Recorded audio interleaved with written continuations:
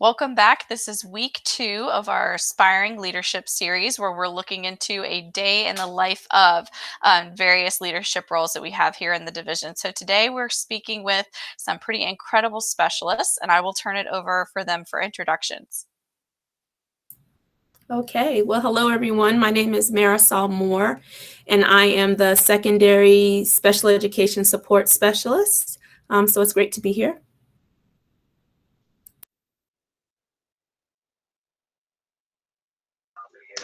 My name is Dr. Marlo Jackson. I am the Intervention Specialist for Suffolk Public Schools. Hi, everyone. I'm so happy to be here. My name is Patty Wagerly, and I am the Instructional Specialist for Math. All right, well, thank you all so much for joining me. I'm going to jump right in with my first question.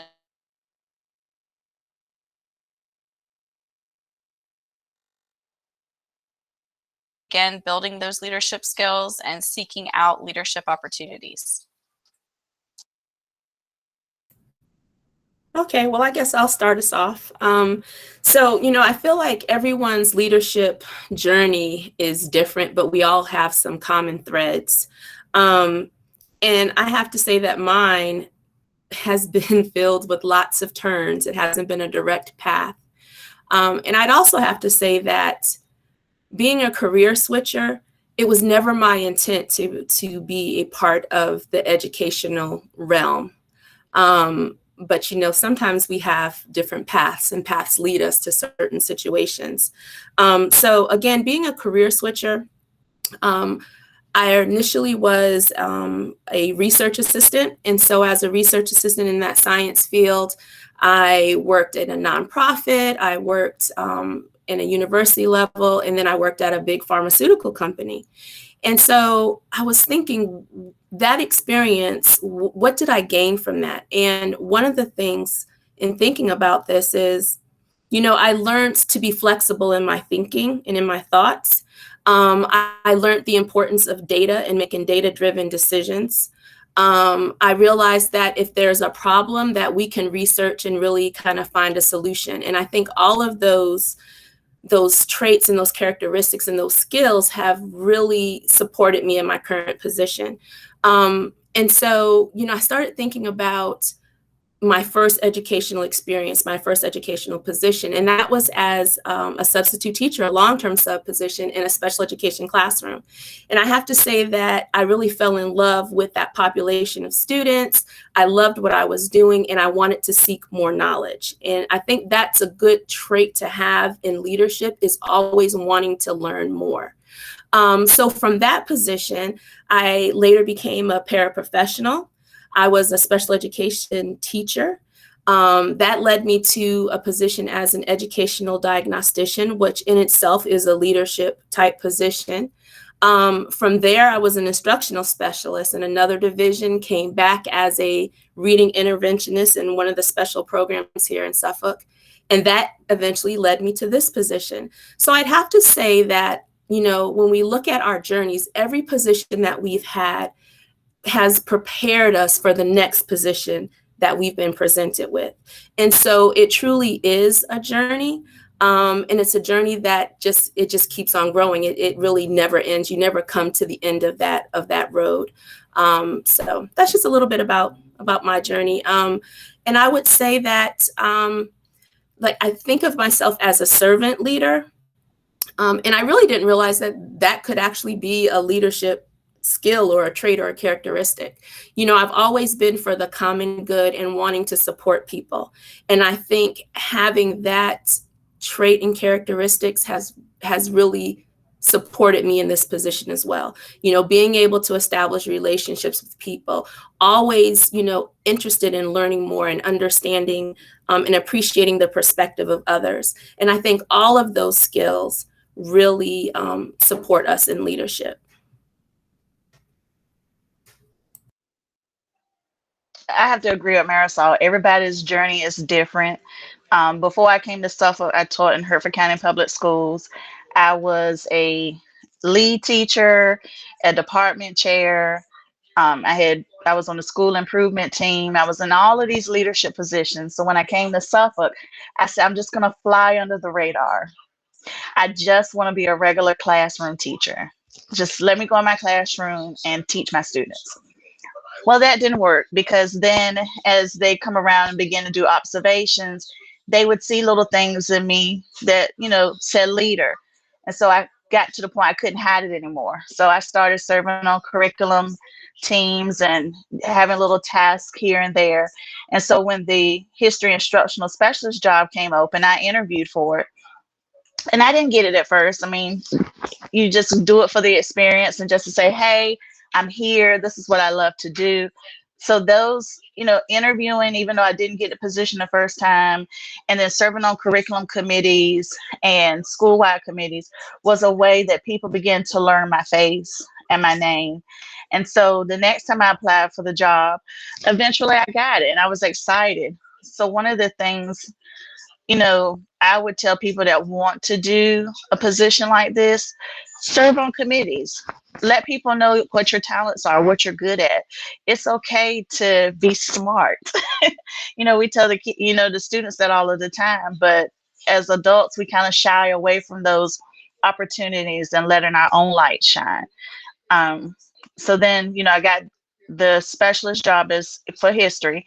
And so when my job was phased out and this new position came open as an intervention specialist, which was created before Dr. Harrison left.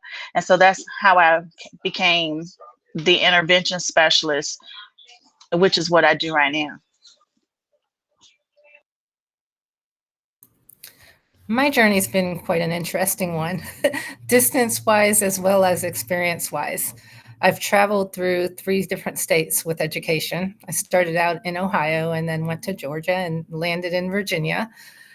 When I started out in Ohio, I guess I was really curious and I wanted to go to conferences to learn new things.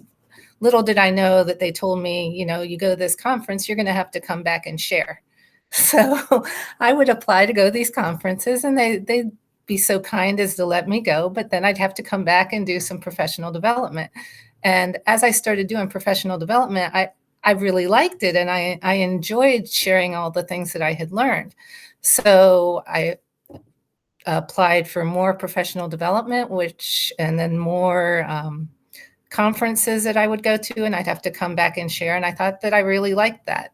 Then 5 years ago in Suffolk, my co-teacher and I applied for a grant through the state where we would become a mentoring classroom for co-teaching. So through this grant and through doing that work, we were able to train other co-teaching teams throughout the state of Virginia. And I found that I really enjoyed that. So I think my heart is one that I like to share the things that I learn. So I thought in applying for the math specialist position that would give me a good platform to be able to share and help other teachers. So that's kind of how my journey transpired and put me where I'm at right now. And if I could just take a moment just to piggyback on what the 2 ladies have shared, it's about taking those opportunities that are presented to you and showing that interest, because that makes other people realize that, hey, maybe there is something here. Maybe, she would be really great at whatever X, Y, and Z. So it's showing that eagerness and taking advantage of every opportunity. As Dr. Jackson said, you start off really small, and then the next thing you know, you're put in front of an audience to support others. So it's just making yourself available, being eager, and I think even allowing yourself to be mentored by others, and be nurtured in this position, because it doesn't happen overnight. It's a, kind of going from a baby to an adult. It's a maturity piece to it that I think we all share. And so, yeah, just be willing to learn, be willing to listen, and allow yourself to be nurtured. Marisol, that is a great point. I have had so many good leaders in my past that I've just taken everything I could possibly can from them to make myself a better teacher. That's a really, really important point. I think that with the next generation, that's really our job too, is to continue to reach out and support and nurture other developing leaders. And I'm sure, Dr. Culp, that this is why we're here, right? Is to kind of share that little bit of information. Absolutely. There's really no need for me because you all are doing all of my work for me. So I love it. So I really enjoyed the insights. You all made such great points. And I'm also enjoying getting to learn a little bit more about you all and your paths. It's been so interesting to get some more insights. And in particular, Marlo, I really wanted to lift up your vulnerability and sharing about applying but we've all had experiences with applying for things that didn't work out for whatever the reason. And I think that's a really important thing because I think sometimes you can only see successes of people. And so I think to hear that background and know that it's okay to reach out and apply for things, if for no other reason than to get some great interview experience and to see what people are looking for, I think that's a really important insight to share as well. So, can you all describe, moving on to our next question, could you all describe what a typical day might look like in your current role? Okay, so in my current role, my day is really atypical. It's different every day. The most consistent thing in my role right now is email. um, emails, Email communication is very important in our role. Being able to work with others and being able to communicate effectively is very important. A lot of times, we say emails don't have a tone, that we read tone into the emails. So we have to be very careful how we say things and make sure that we are communicating properly. So a lot of my day is spent back and forth with emails, Zoom calls. If this was a traditional school year, I would be in the schools working with coaches and being able to go in classrooms and help children and help teachers become more effective, have those sustainable practices. So a lot of times now, just with COVID, it's in meetings. You have to be very organized. My Google Calendar is my best friend.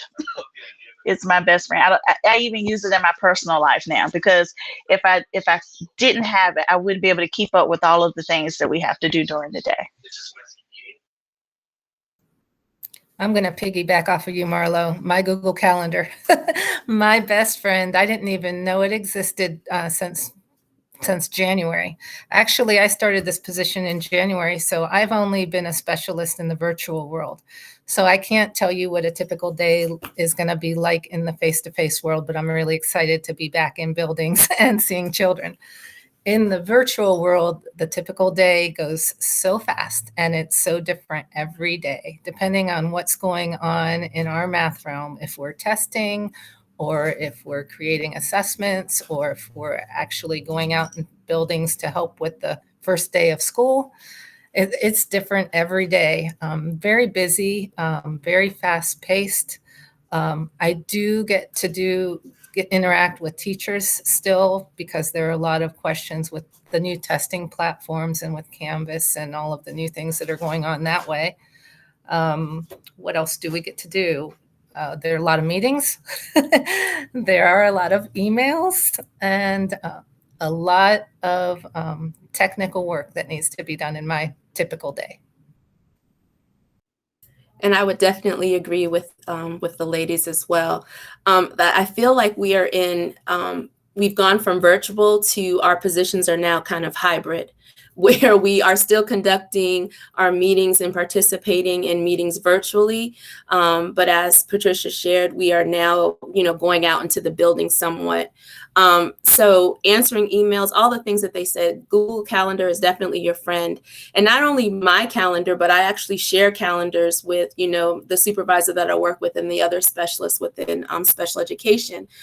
Because a lot of times we kind of, we participate in each other's meetings depending on what the need is. I would definitely say meeting and talking with my supervisor, who is Dr. McPherson, is really important because it kind of sets the tone for our day. We're kind of wrapping up what happened the day before and planning ahead of what we're doing today and what we're going to do tomorrow. So it's just kind of setting your agenda and setting the tone for the day.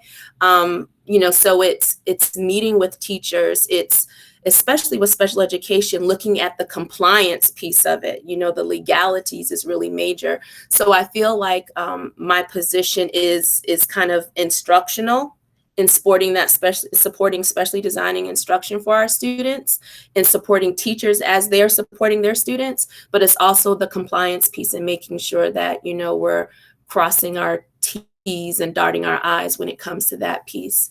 But I love it. We do a lot of collaboration amongst departments here in TNL, which is really awesome because we're always learning and we're always gathering that information and problem solving. So, very similar to what the ladies have shared, any given day it's different because something might happen and then you have to have a response to that kind of immediately. So that kind of pushes your plans aside. So definitely being flexible. As I mentioned before, we have to be flexible in this position because in any given day you're going in a different direction. And I really want to lift up that last thing you said in particular, Marisol, because I think that that's an interesting theme that I'm pretty confident we'll find emerges across this whole series, regardless of the leadership position, is that need for flexibility and the fact that things can come up and your day can change. And it's a bit of a trick question to ask you what a typical day looks like, as you all laughed when I asked, because I don't know that there is a typical day for that reason. And I think that's the same across leadership positions. So moving on to our next question, what was something that has surprised you about your current role? I can start with that one. Seeing as I spent most of my teaching career in Suffolk in a mobile unit, I was used to being in my own little world, knowing what was going on in my classroom and not seeing much more beyond those doors. So the biggest surprise for me was everything that goes on behind the scenes in order to make Suffolk Public Schools work. There's a lot and it's complicated and it's intertwined. Like Marisol said, the collaboration is tremendous. All the pieces that have to fit together to make things go smoothly in your own little classroom. It's amazing. And it was very surprising to me. And if I could piggyback on what Patricia said, that piece was the collaboration and the decision making that happens here within those leadership positions that really impact the greater good of everyone. So I think for me, I didn't realize, I guess, how impactful the decisions that we make here, impact other people, impact our students, impact the other staff members within the position, especially within that special education position, and realizing that we really all are change makers, and like I said, the things that we do really are impactful to others. I think one of my biggest surprises when I first became a specialist was when you visit classrooms, you automatically assume that everybody taught the same way you did. Everything was the same. And it was just so amazing to me to see all of the great things that teachers were doing that were different from what I was doing, but still effective. And that was exciting to me because I felt like I could learn a little bit from everybody. So that was just like amazing for me. And then to work with the people that we work with down at SAO, it was just, you want to soak in all of the knowledge and all of the experiences that everyone has and just work together to make everything we do best for our students. Great, well said. So thank you so much. This has been so exciting. And to wrap up our conversation today, what wisdom would you leave our viewers with? What advice would you give to someone pursuing leadership in education? I would go back to what Marisol said. Take every opportunity someone gives you. Don't be afraid to try it, to learn from it. It's okay not to do it right the first time. I think one of the biggest things that we're always afraid of is, we might not do it right, but we learn through the process. So just take those opportunities and run with them because you'll be able to learn so much and meet so many new people who can provide so many more opportunities for you. I think you said it really well, Marlo. Just take every opportunity that you can. If there's a class, take it. If there's a book, read it. If there's somebody that wants to mentor you, be mentored. Just be teachable. And again, I agree. I think we're kind of all on the same line and the same line of thought.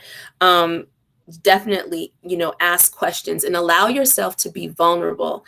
And I think, what Dr. Jackson, when she said about how she interviewed, but, didn't get that position, that is, and as you said, Dr. Cole, that is a place of vulnerability. But in that space of vulnerability, we actually grow.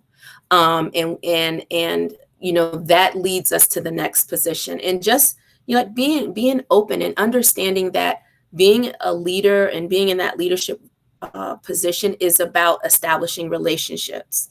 And so we really have to be open to establishing relationships and wanting to be a support and wanting someone to support us. Like it goes both ways. So, as they said, just allow yourself to be nurtured and mentored. Take those chances, take that opportunity, and just really allow yourself to be vulnerable.